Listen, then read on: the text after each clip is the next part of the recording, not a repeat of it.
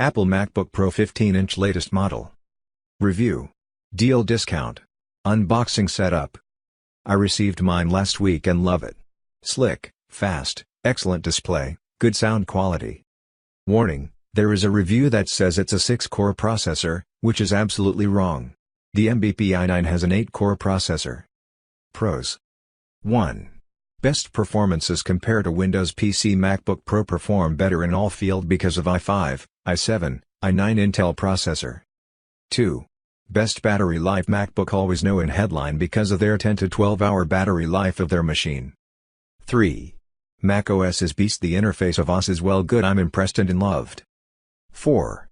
Apple's video or music production software are beast. Final Cut Pro X for video editing and Logic Pro X for sound editing. Only work on Mac and buy separately. 5. Best machine for computer science students. No doubt the experience of programming is best, and you can also program iOS and Mac software, which only you can do in Mac machine. Xcode software is available to code for free. 6. TouchBar help in video and photo editing and help in all working condition like typing, selection of color, selection of font, and many more.